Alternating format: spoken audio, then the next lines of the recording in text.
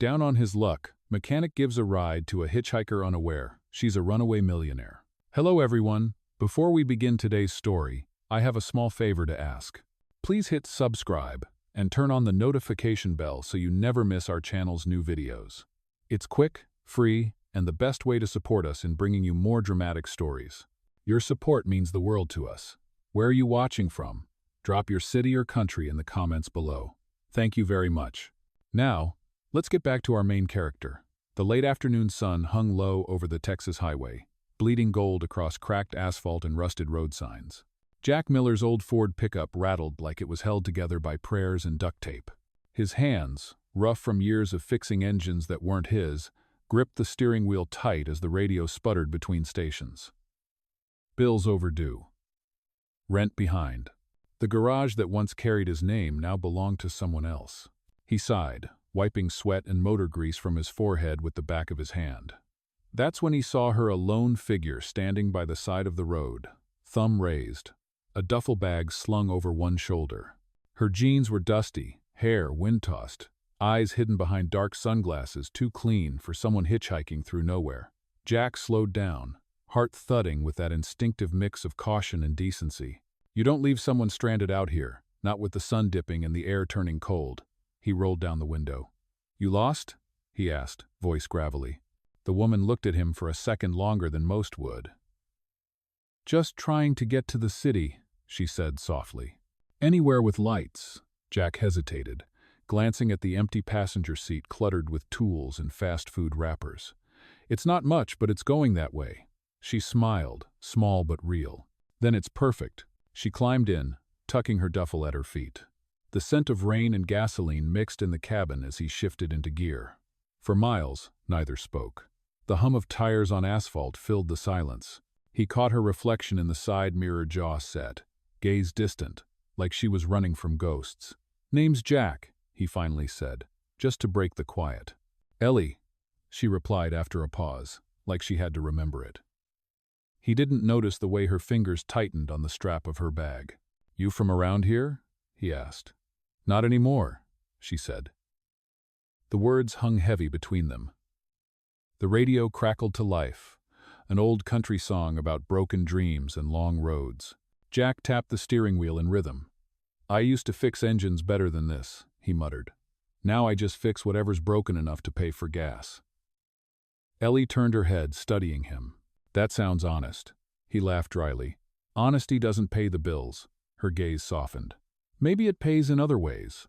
For the first time that day, he smiled. They drove until the sky bruised purple, the last of the daylight slipping behind the hills. A storm brewed far off, lightning flashes like distant camera shutters. Ellie shivered, pulling her jacket tighter. Jack noticed, reached behind the seat, and handed her an old flannel. It's clean enough, he said. She took it, brushing her fingers against his calloused ones. Thanks. The warmth of that single word lingered longer than either admitted. Neither of them knew it yet, but that small act of kindness, the ride, the flannel, the silence between strangers, was the first thread of a story that would change both their lives forever. The road stretched endlessly ahead, lined with tall pines and power poles that leaned like tired sentries. Jack's pickup hummed over the uneven pavement, headlights cutting through the dusk. Rain began to drizzle, soft at first, then heavier. The wipers squeaked across the windshield, struggling to keep up. Ellie sat quietly, her gaze fixed on the blur of water racing down the glass. She had not said much since she got in. Jack cleared his throat. You can change the station if you want, he offered. Just no pop songs. My truck's allergic to them. Ellie let out a small laugh, the first sound that had warmth. I will take that risk. She twisted the knob until a blues song filled the cab, smoky and slow. Jack nodded. Better. Minutes passed in companionable silence. The smell of wet asphalt and motor oil hung between them. Then a crack of thunder rolled through the clouds, followed by a flash of lightning that lit up her face. For a moment, Jack saw something there, a flicker of fear, not from the storm, but from something deeper. You okay? He asked. She blinked, straightening in her seat. Yeah, just. Not a fan of lightning. He nodded. Fair. Last time I saw lightning this close, it hit a transformer outside my shop. Whole town went dark for a night. Ellie tilted her head. You own a shop? Jack smiled faintly. Used to. Miller Auto. Just me, a toolbox, and a dream. Then came the rent hike, corporate chains moving in. Dream ran out of gas. Ellie's eyes softened. I am sorry. He shrugged. Life happens. The rain grew heavier, drumming like applause on the roof. A green road sign flickered by 20 miles to the nearest town. Jack squinted. We might not make it before the storm hits harder. There's an old rest stop up ahead. We can pull in until it passes. She nodded, grateful. The truck rolled into a small clearing where an abandoned gas station stood, its sign swinging in the wind. Jack parked under the awning, killed the engine, and the sudden silence felt almost sacred. He reached behind the seat, pulled out a metal thermos, and poured coffee into the lid. It's not Starbucks, but it is hot. Ellie accepted it, her hands trembling slightly as she wrapped them around the cup. You always pick up strangers? She asked after a moment. Jack chuckled. Only the ones who look like they could outrun me if things go bad. She smiled faintly. Then I guess I pass. Barely, he teased. Lightning flashed again, closer this time. She flinched. Jack noticed and offered his flannel jacket again. Here, you can keep it. I have another one in the back. She hesitated but took it, pulling it around her shoulders. Thank you, Jack. No problem, Ellie. Her voice wavered a little. You ever just want to start over? Like, pack up and drive until no one remembers your name? Jack looked at her, surprised by the question. Every day, he said softly. But life's not that easy. Someone always remembers. Ellie looked down, her fingers clutching the cup. Maybe that is what scares me. The wind howled outside, making the station's sign groan. Jack leaned back in his seat. Whoever you are running from, I hope they are not worth the miles. Her breath caught, but she said nothing. The storm began to fade, the rain softening into mist. Jack turned the key, and the truck sputtered before roaring back to life. He pulled back onto the highway, tires hissing on the wet road. As they drove, Ellie's head tilted against the window, her eyes fluttering shut. The necklace around her neck slipped free of her jacket, a small silver pendant engraved with elegant initials.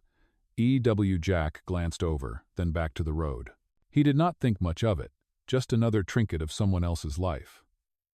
But in that tiny pendant lay the truth about who she really was, and why her name, Ellie, was only half the story. For now, all he knew was that he had picked up a stranger. He did not know he had just picked up a secret that would change his own life forever. Morning crept in slow and silver, with the scent of wet earth hanging over the road. Jack's truck rumbled through the mist, the tires splashing through puddles as the sky turned from gray to pale gold. Ellie stirred awake, blinking against the soft light. For a moment, she seemed disoriented, as if she had forgotten where she was. Then her gaze landed on Jack, steady behind the wheel, and she relaxed slightly. You snore, Jack said with a grin, keeping his eyes on the road. Ellie laughed quietly, rubbing her eyes. I do not. You do. Like a baby bear. Well, at least I slept, she said. That is more than I can say for you, he shrugged. Been driving trucks since I was 16. Sleep is optional. The conversation faded into comfortable quiet as the sun climbed higher. They passed old barns, long stretches of farmland, and faded signs for diners that had not opened in years. At one point, Jack's stomach growled loudly enough to make Ellie giggle. There is a diner up ahead, she said, spotting a neon sign flickering through the trees. My treat. You sure? Jack asked. You do not even know me. You gave me a ride, she said simply. Least I can do. The diner was small, with peeling red booths and the smell of coffee that had been sitting too long on the burner. The waitress, a woman in her 60s with a warm smile, greeted them like family. 2 coffees and the breakfast special, Ellie ordered confidently, before Jack could protest. When the food came pancakes, eggs, bacon, Ellie ate like she had not tasted real food in days. Jack watched her quietly, amused. You are either starving or running from a 5-star chef. She paused mid-bite, eyes flicking up to his. Something like that, she said softly. He smiled, pretending not to notice the shadow in her tone. After breakfast, they sat in the truck again, coffee cups warming their hands. So, where are you headed exactly? Jack asked finally. Ellie stared out the window, watching a flock of birds scatter across the field. "West?" she said after a long pause. "I have a friend near Santa Fe. I just need to get there. That is a long drive." "I know, but I cannot go back." Her voice cracked slightly, and Jack did not push further. The highway stretched on, endless and shimmering with heat now that the rain had passed. After an hour, the truck began to sputter, coughing like an old smoker. "No, no, not now," Jack muttered, easing it to the side of the road. Steam hissed from under the hood. "Is it bad?" Ellie asked. Jack popped the hood, a wave of heat hitting his face. "Radiator hose. It is split clean through." He knelt, rummaging through the toolbox. "I can patch it enough to get us to town." Ellie knelt beside him, watching. "You fix cars even when they die on you." "Habit," he said. "And stubbornness." She smiled faintly. "Those are not bad qualities." As he worked, a few strands of hair fell into her face. She brushed them back, then hesitated. "Can I help?" "Hold the flashlight," he said. "That is the most important job." She did, careful to follow his every instruction.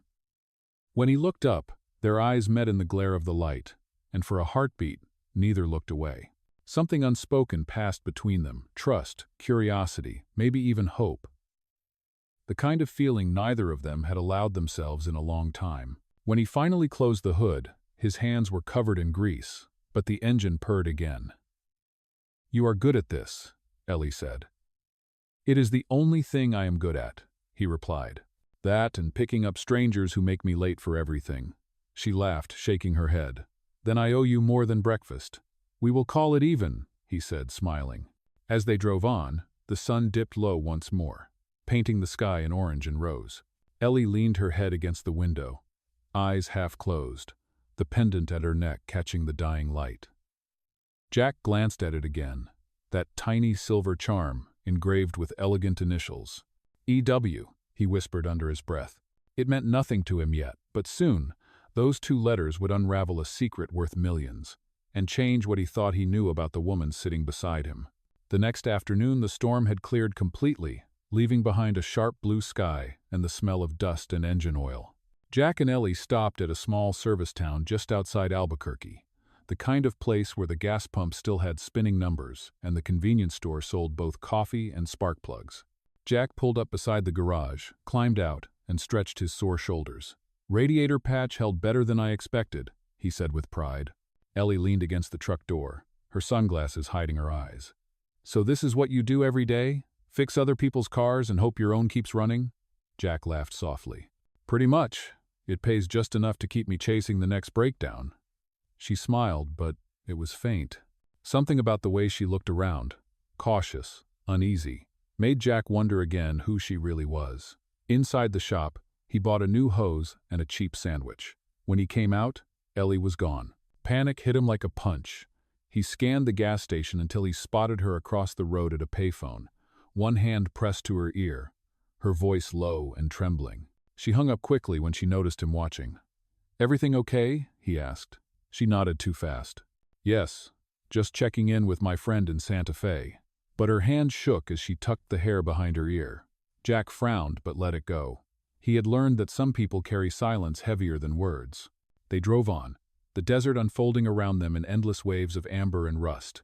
Miles later, a song drifted from the radio, something old, something about home. Ellie turned it down, her voice quiet. "Jack, can I ask you something?" "Shoot." "If you had money, real money, what would you do with it?" Jack thought for a long time before answering. "I would reopen my garage. Not big, just enough to hire a few guys who need a chance. Maybe sponsor a kids' race team. Give folks a place to feel proud of their work." Ellie smiled at that. "You do not want the mansion or the cars?" "Nah," he said. "I like engines, not empires." He caught the way her eyes glistened at his words, but she looked away before he could ask why. As the sun dipped lower, they stopped at a rest area overlooking a valley. The wind was cool, carrying the smell of sage. Jack leaned against the truck, while Ellie stood a few feet away, staring at the horizon. "You know," she said quietly, "you are the first person who has not asked me where I am really from. Do you want me to?" She hesitated. "No, then I won't." Her lips parted, a whisper of a smile. That is kind of rare. So am I, he said. They stayed there until the first stars came out, neither wanting to move. But when they finally returned to the truck and turned on the radio again, Jack froze. The news anchor's voice was calm but urgent. Authorities continue the search for 27-year-old Elizabeth Whitmore, heiress to the Whitmore financial empire. Miss Whitmore disappeared 3 days ago from her family's estate in Dallas. Sources report she may be traveling alone. Anyone with information should contact. Jack's eyes shot to the passenger seat. Ellie Elizabeth sat rigid, her face pale under the dashboard light. The silence between them roared louder than the static on the radio. "Ellie," he said slowly, "is there something you want to tell me?" She swallowed hard, her voice barely a whisper. "I did not lie to you to hurt you. I just needed to breathe. To live one day where no one looked at me like a walking bank account." Jack's grip on the steering wheel tightened. "So you are her. The missing millionaire everyone's talking about. Runaway," she corrected softly. "Not missing. I left because they were going to force me into a marriage, merge my name into their empire. I could not do it." The engine idled quietly as he stared at her, disbelief and something like betrayal burning in his chest. She turned to him, tears glimmering. "Please, Jack, do not turn me in. I will leave tonight. You will never have to see me again." He looked away, jaw clenched, torn between conscience and compassion. Outside, the wind howled across the empty valley, and for the first time in years, Jack Miller did not know what doing the right thing even meant. Jack sat in silence, the truck idling under the stars, his hands gripping the steering wheel until his knuckles went white. The woman beside him, Ellie, Elizabeth, whatever her name truly was, stared out the window, her reflection caught between tears and moonlight. The air inside the cab felt heavier than the desert night pressing outside. "So, you ran away from all that?" he finally said, voice rough. "From the mansion, the money, the kind of life most people would give anything for?" Elizabeth nodded slowly. "It was never mine to live. Every decision, every smile, even the person I was supposed to marry, it was all for the company, for control.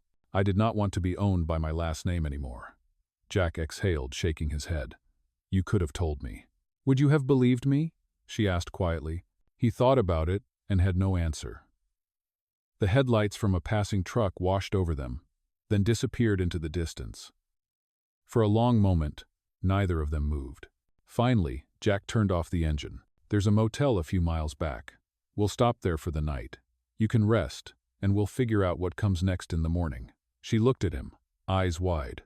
"You are not turning me in?" "Not yet," he said. "I am not sure what I am doing, but I know I am not handing over someone who looks like they are running for their life." Relief flashed across her face, fragile and real. When they reached the motel, the neon sign buzzed weakly in the dark. Jack paid cash for a room, tossing the key onto the nightstand once inside. The walls were thin, the carpet smelled of old smoke, but it was dry and quiet. Elizabeth sat on the edge of the bed, staring at her hands. "You should get some sleep," Jack said, pulling off his jacket. She nodded but did not move.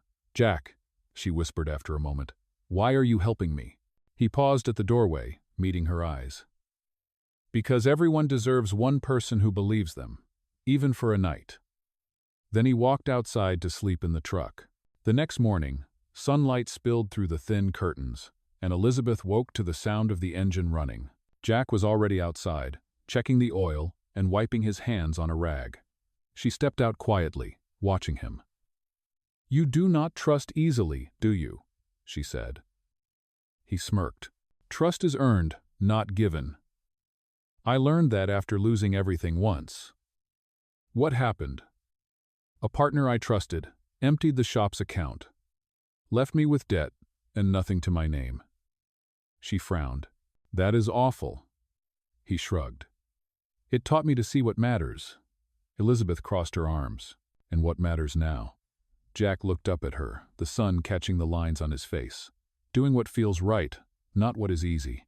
Before she could reply, a black SUV roared past on the highway, slowing just enough for her to catch a glimpse of tinted windows and a glint of a familiar crest on the license plate, the Whitmore family insignia. Her breath caught. "Jack, they found me." He followed her gaze. "Get in the truck." Tires squealed as they pulled onto the road, dust swirling behind them. Elizabeth's heart pounded as she glanced back.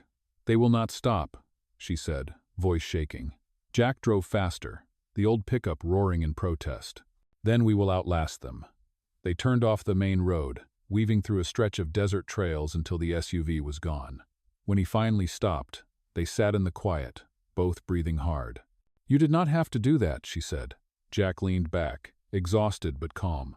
"You are right. I did not. But I guess I am not built to watch people get hunted." For the first time since she met him, she reached over and placed her hand on his. "Thank you," she whispered. He looked at her, the corners of his mouth softening. "You keep saying that, but one day you might have to explain why you ran. And when that day comes, you better tell the truth." She nodded.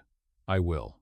Neither of them noticed that the small silver pendant around her neck had slipped loose again, catching the light. Jack's eyes lingered on it for a moment before turning back to the open road ahead. The name Whitmore suddenly felt less like a headline, and more like the start of a storm that was about to crash into both of their lives. The desert air had cooled by evening, streaked with long ribbons of pink and orange. Jack's old truck sat hidden behind a ridge, the metal still warm from the run. Elizabeth leaned against the door, her hair whipping in the wind, her face pale from exhaustion and fear. "They will find me eventually," she said quietly. "They have money, private investigators, everything." Jack looked at her across the hood, wiping the grease from his hands. "Money cannot buy everything. Not courage. Not freedom." She looked at him, eyes filled with both gratitude and guilt. "You do not understand, Jack. If they find you helping me, they will come after you too." He shrugged. "They will have to stand in line." She almost smiled, but it broke before it reached her eyes. As the sun disappeared behind the hills, Jack started a small fire using broken branches. The flames cast soft shadows across their faces. Elizabeth pulled his flannel tighter around her shoulders. "What if I just kept driving?" she whispered.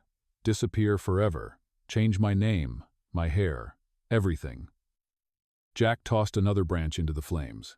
"You could, but running does not erase what you are running from. It just makes it chase you harder." His words hung in the cool air. For a long time, the only sound was the crackle of the fire and the distant hum of cicadas.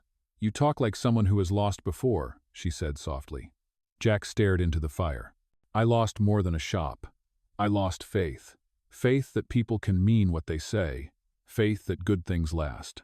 He looked up, his gaze meeting hers. "Then you showed up, and for the first time in a long while, I stopped thinking about everything I lost." Her breath hitched. She turned away, blinking back tears. "Jack, I do not deserve your kindness." "That is not your choice," he said gently. "Kindness is not a trade. You give it because you can."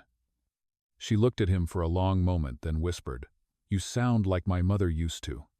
That caught his attention. "What happened to her?" Elizabeth's voice trembled. "She died when I was 16. My father turned her name into a brand. Whitmore this, Whitmore that. After she was gone, the house got bigger, but it never felt like home again." Jack nodded slowly. "That explains the running." "Maybe," she said. "But sometimes I wonder if I am just lost." The firelight flickered across her face, softening her expression. Jack leaned back, his eyes fixed on the horizon. "You are not lost, Liz. You are just trying to find where you belong." She smiled faintly at the sound of her real name spoken without judgment. Later that night, when she finally drifted to sleep, Jack stayed awake, staring at the stars. He thought about the way she had looked at the road earlier, like it was both her escape and her prison. He knew that when dawn came, the world would not stay quiet forever. He was right. Morning brought the distant rumble of an engine. Jack stood, scanning the horizon. A black SUV shimmered far off, kicking up dust. "They are back," he muttered. Elizabeth jolted awake, fear flashing in her eyes. "We cannot outrun them again." Jack's jaw tightened. "Then we will outthink them." He grabbed a tarp from the truck bed and quickly covered the vehicle with sand and branches. "Come on, there is an old service tunnel near the ridge. Locals used it years ago for mining." They climbed down the rocky path, the sound of the approaching engine growing louder. Inside the narrow tunnel, cool air wrapped around them. Elizabeth's breathing came fast and shallow. Jack placed a reassuring hand on her shoulder. "They will pass. Stay quiet." The SUV rolled to a stop above them. Voices carried faintly, men calling her name, radios crackling. Then, after what felt like an eternity, the sound faded away. Elizabeth leaned against the wall, her whole body trembling. "Jack, why are you doing this for me?" He met her gaze steadily. "Because no one deserves to be hunted for wanting to live their own life." Tears welled in her eyes. "You barely know me." "Maybe," he said softly. "But sometimes you do not need time to know what is right." Outside, the wind shifted, carrying the sound of silence again. For the first time since she had run, Elizabeth felt safe not because she had escaped her world, but because, for once, someone had chosen to stand beside her instead of chasing her. By the next morning, the desert was quiet again. The sun rose sharp and white, burning away the coolness of the night. Jack and Elizabeth climbed out of the tunnel, brushing sand from their clothes. The truck sat half buried under dust and branches, but Jack's quick thinking had worked. The search party was gone. Elizabeth looked out over the empty highway, stretching into forever. "They will not stop," she whispered. "They will keep sending people until they find me." Jack walked to the truck, pulled the tarp off, and started the engine. "Then we give them nothing to find." He glanced at her. "We will head west until you figure out what you want to do." "And what about you?" she asked quietly. "What happens when this is over?" Jack hesitated. "I will go back to fixing engines. That is what I know." She looked at him, her expression soft. "You deserve more than that." "Maybe," he said, "but I am not sure I want more." The road hummed beneath them again. For hours, they drove in silence, both lost in thought. Around noon, they reached a small desert town, a cluster of diners, motels, and gas pumps that looked forgotten by time. Jack pulled up beside a diner with a faded sign that read, "Luna's Place." "We need food and gas," he said. Inside, the air was cool, the smell of coffee strong. A few locals sat scattered around. Elizabeth slid into a booth by the window, trying to keep her head down. Jack ordered 2 plates of eggs and hash browns. As they ate, he noticed her glancing at the old payphone near the restrooms. "Do not even think about it," he said gently. "Every call leaves a trail." She nodded, but her fingers fidgeted with the silver pendant around her neck, the one engraved with her family initials. "Jack," she said finally, "I cannot keep running. Sooner or later, they will make this worse for you." He set down his fork. "You let me worry about that." "I cannot. You have done more for me than anyone. You should not pay the price for my mess." He looked at her for a long moment. "Liz, I do not help people expecting something back. You needed help, and I could give it. That is all." Before she could answer, the door opened. 2 men in suits walked in, scanning the diner. Jack's instincts kicked in. He reached for the check. "We are leaving," he murmured. They slipped out the back door, moving quickly to the truck. As Jack started the engine, one of the men stepped outside, spotting them. "There!" the man shouted. Jack floored the gas. The tires squealed, gravel spraying as they shot down the narrow road behind the diner. "Who are they?" Jack demanded. "Security from my father's company," Elizabeth said, voice trembling. "They will not stop until I am back under his control." The truck raced through the outskirts of town, dust clouds rising behind them. In the mirror, Jack saw the black sedan gaining ground. "Hold on," he shouted, turning sharply onto a dirt trail that cut through the desert. The sedan followed, bouncing violently on the uneven road. Jack gritted his teeth, pushing the old truck to its limits. "She is not built for speed," he muttered. "But she has heart." Elizabeth clung to the seat, her hair whipping in the wind. "Jack, there is a bridge up ahead. It looks broken." "Then let us pray it is only half broken," he said. The truck hit the incline, launched briefly over a gap, barely wide enough to scare the life out of both of them, and landed hard on the other side. The sedan skidded to a stop at the edge, its tires spinning in dust. Jack laughed breathlessly. "Guess they will not be crossing today." Elizabeth turned to him, stunned, then burst into shaky laughter. For a moment, they just sat there, panting, adrenaline fading into relief. "You are insane," she said. "I get that a lot," he replied. As the laughter faded, their eyes met. Something shifted between them, an unspoken understanding, raw and real. She reached over, her hand trembling, and touched his cheek. "You did not have to save me, Jack," she whispered. "Maybe not," he said softly, "but maybe I needed to." The desert stretched wide around them, silent except for the sound of the engine cooling, and somewhere in that silence, two people, who had nothing left, found something worth holding on to. The sun was dipping behind the desert hills when they finally stopped driving. The truck's engine rattled in protest as Jack pulled off onto a gravel path leading to an abandoned rest stop. Dust swirled in the fading light, and the horizon burned orange against the sky. Elizabeth climbed out, her legs unsteady from hours on the run. "We cannot keep driving forever," she said softly. "They will regroup." Jack nodded, walking around the truck to check the tires. "Maybe. But we bought time, and sometimes that is all you need to change everything." He leaned against the door, wiping the sweat and grit from his forehead. Elizabeth looked at him, studying the way he stood calm, even when everything around him was chaos. "You always this fearless?" she asked. "No," he said. "I am just too stubborn to quit." That made her smile. As darkness settled, Jack built a small fire beside the truck.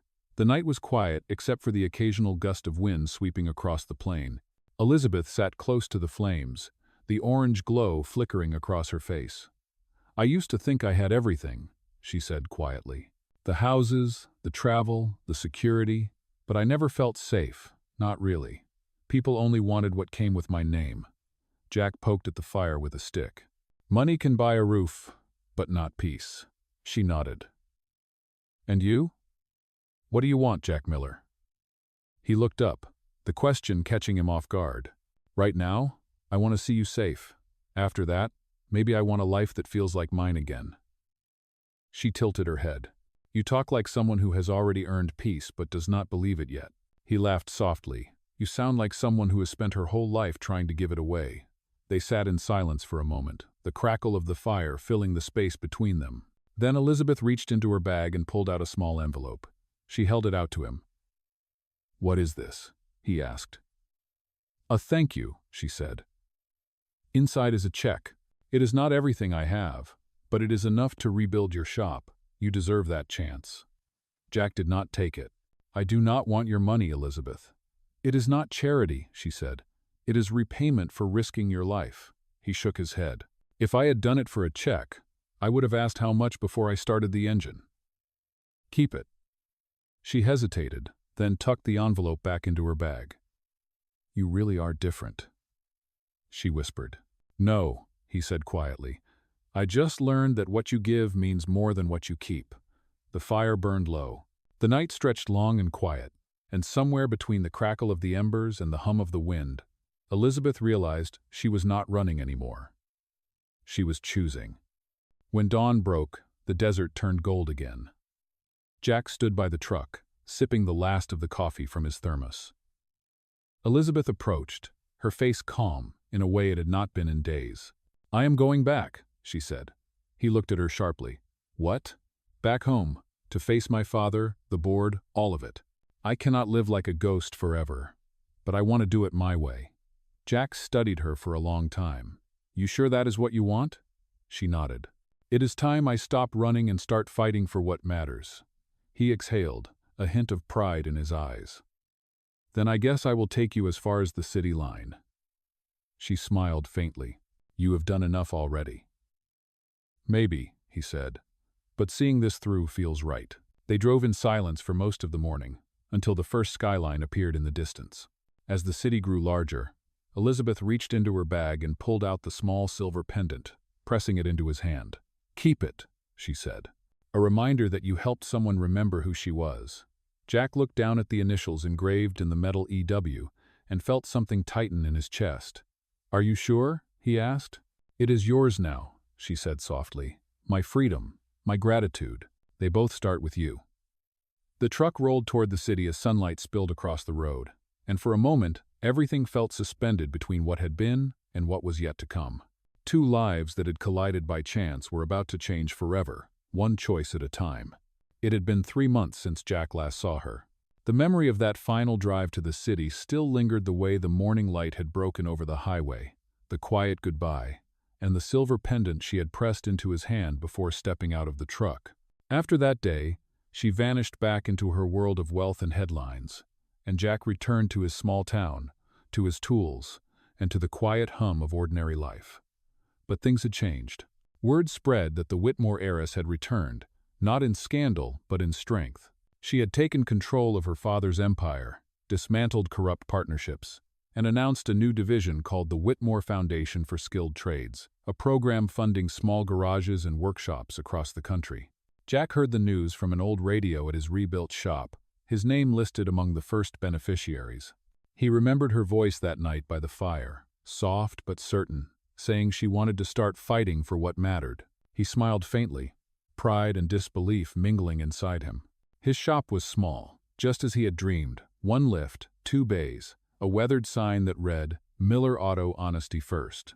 The walls smelled of oil and coffee, and the place was always filled with the sound of old blues music from the radio. It was not fancy, but it was his. One afternoon, the sound of tires crunching on gravel pulled him from his thoughts. He looked up to see a sleek silver car parked outside, dust trailing behind it. For a second, he thought his mind was playing tricks. But then the door opened, and Elizabeth stepped out. She looked different, steadier, radiant, dressed in simple clothes that somehow carried more grace than any designer gown ever could. Jack wiped his hands on a rag, his heart thudding in his chest. "You found me," he said quietly. "You did not exactly leave a forwarding address," she teased, smiling. "Had to use my own foundation's directory to track you down." He chuckled. "So, Miss Whitmore, what brings you to the wrong side of town?" She stepped closer, her eyes gleaming with warmth. "Maybe I missed the only person who ever looked at me and saw a human being instead of a headline." He looked at her for a long moment before saying softly, "You did not need to come back. You have a whole world waiting for you." "I did not come back for the world," she said. "I came back for you." The shop fell silent, except for the faint hum of the radio. She reached into her bag and pulled out something wrapped in cloth. "I have something for you," she said, handing it over. Jack unfolded it carefully. Inside was a brand new set of wrenches engraved with the initials EW, and beneath them, the words, "For the man who taught me what freedom really means." He blinked, caught between a laugh and a tear. "You remembered." "I never forgot," she whispered. For a moment, they just stood there, surrounded by the smell of motor oil and sunlight spilling through the dusty windows. Then she reached for his hand, her fingers intertwining with his. "You once told me kindness is not a trade," she said, "but it changed my life. You changed my life." He smiled, squeezing her hand gently. "Guess we both fixed something broken then." Outside, the wind picked up, carrying the faint scent of rain. Elizabeth looked around the shop. "So this is it, the dream." "Yeah," he said, "though it is still missing something." She tilted her head, a playful glint in her eyes. "What's that?" Jack stepped closer, brushing a strand of hair from her face. "You," he said simply. She laughed softly, the sound bright and full, and in that small sunlit garage, surrounded by the hum of old engines and new beginnings, they kissed for the first time. Months later, a sign appeared above the garage door reading, "Miller and Whitmore Auto Built on Trust." And on the counter inside, beside the register, sat a small silver pendant framed under glass, a reminder that one act of kindness on a lonely highway had changed 2 lives forever.